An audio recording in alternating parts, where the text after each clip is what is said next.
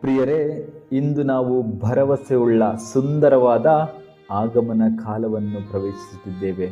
ಈ ಪುಣ್ಯ ಕಾಲವು ನಮಗೆ ಎರಡು ಪ್ರಮುಖ ವಿಷಯಗಳನ್ನು ನೆನಪಿಸಿಕೊಡುತ್ತವೆ.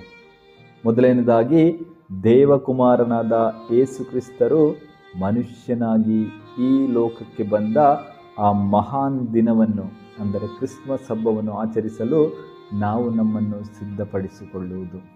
ಎರಡನೇದಾಗಿ ಮತ್ತು ಅತ್ಯಂತ ಪ್ರಮುಖವಾಗಿ, ಪ್ರಭು ಯೇಸುವಿನ ಎರಡನೆಯ ಬರುವಿಕೆಗಾಗಿ ನಾವು ಸಿದ್ಧರಾಗಿರಬೇಕು. ಪ್ರಭು ಯಾವಾಗ ಬರುತ್ತಾರೆ, ಯಾವ ರೀತಿಯಲ್ಲಿ ಬರುತ್ತಾರೆ ಎಂದು ನಮಗೆ ತಿಳಿಯದು. ಮನುಷ್ಯ ಕುಮಾರನು ಬರುವಂತಹ ಗಳಿಗೆ ಯಾವುದೆಂದು ನಮಗೆ ತಿಳಿಯದು. ಈ ಒಂದು ಕಾರಣದಿಂದ ನಾವು ಸದಾ ಎಚ್ಚರವಾಗಿರಬೇಕು. ಇಂದಿನ ಶುಭ ಸಂದೇಶದಲ್ಲಿ ಪ್ರಭು ಯೇಸು ನಮಗೆ ಹಳೆಯ ಒಡಂಬಡಿಕೆಯ ನೋಹನ ಉದಾಹರಣೆಯನ್ನು ನೀಡುತ್ತಾರೆ. ಆ ಕಾಲದಲ್ಲಿ ಏನಾಗಿತ್ತು? ಜನರು ಲೌಕಿಕ ಸುಖಗಳಲ್ಲಿ ಮುಳುಗಿ ಹೋಗಿದ್ದರು. ಅವರು ಕೇವಲ ಉಣ್ಣುವುದರಲ್ಲಿ, ಕುಡಿಯುವುದರಲ್ಲಿ, ಮದುವೆ ಮಾಡಿಕೊಡುವುದರಲ್ಲಿ ಮಗ್ನರಾಗಿದ್ದರು. ಅವರಿಗೆ ದೇವರ ಒಂದು ಭಯ ಭೀತಿ ಇರಲಿಲ್ಲ. ಅವರು ನೋವನ ಹಾಗೆ ಇರಲಿಲ್ಲ. ಪ್ರಪಂಚವು ಮೋಜು ಮಸ್ತಿಯಲ್ಲಿರುವಾಗ ನೋಹನು ಮೌನವಾಗಿ ನಾವೆಯನ್ನು ಕಟ್ಟುತ್ತಿದ್ದನು. ಅವನು ಆಧ್ಯಾತ್ಮಿಕವಾಗಿ ಸಿದ್ಧನಾಗಿದ್ದನು.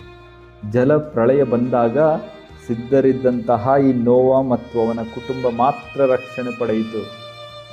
ಪ್ರಿಯರೇ, ಈ ಆಗಮನ ಕಾಲದಲ್ಲಿ ನಾವು ಮಾಡಬೇಕಾದದ್ದು ಇದೆ. ನೋಹನಂತೆ ನಾವು ಕೂಡ ಜಾಗರೂಕರಾಗಿರಬೇಕು. ಲೌಕಿಕ ಚಿಂತೆಗಳಲ್ಲಿ ಮುಳುಗಿ ಹೋಗದಂತೆ ಎಚ್ಚರವಾಗಿರಬೇಕು. ಹಾಗೂ ಪ್ರಾರ್ಥನೆ ಎಂಬ ನಾವೆಯನ್ನು ಕಟ್ಟುತ್ತಾ ನಾವು ಸದಾ ಸಿದ್ಧರಾಗಿರಬೇಕು. ಯಾವಾಗ ನಮ್ಮ ಹೃದಯ ಪ್ರಾರ್ಥನೆಯಿಂದ, ತ್ಯಾಗದಿಂದ ಮತ್ತು ಪಶ್ಚಾತ್ತಾಪದಿಂದ ಸಿದ್ಧರಾಗಿರುತ್ತದೋ ಆಗ ಪ್ರಭು ಯೇಸು ಬಂದು ನೋಡುವಾಗ ಸಂತೋಷ ಪಡುತ್ತಾರೆ ಹಾಗೂ ನಮ್ಮನ್ನು ಅವರು ಸ್ವೀಕರಿಸುತ್ತಾರೆ. ಪ್ರಿಯರೇ, ಈ ಆಗಮನ ಕಾಲವು ನಿಮ್ಮೆಲ್ಲರಿಗೂ ಆಶೀರ್ವಾದದ ಕಾಲವಾಗಿ ಮಾರ್ಪಡಲಿ.